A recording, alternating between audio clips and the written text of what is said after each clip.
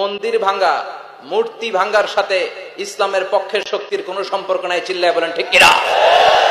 ইসলামের পক্ষের শক্তি মন্দির পাহারা দেয়।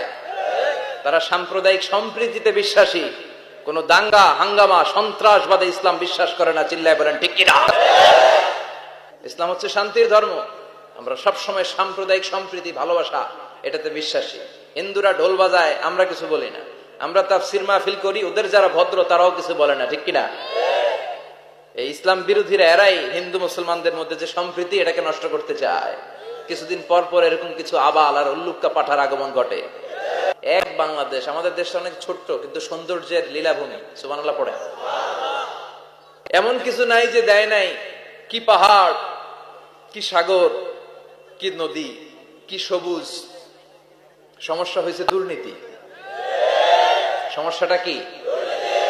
আমি 5.5 বছর ধরে মালয়েশিয়াতে থাকি। আল্লাহ মালয়েশিয়ার যা দিছে এর চেয়ে অনেক ঢের গুণ বেশি আমাদেরকে দিয়েছে।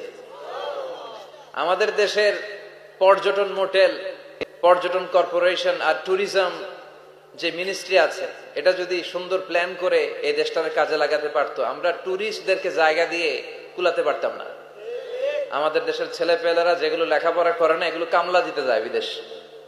এই দেশটারে সাজাইলে এখানে ট্যুরিজমকে দেখাশোনা করার জন্য আমাদের প্রত্যেকটা ছেলের কর্মসংস্থানের ব্যবস্থা হয়ে যেত।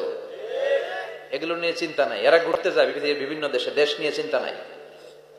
আল্লাহ আমাদের নেতাদেরকে তুমি হেদায়েত দাও।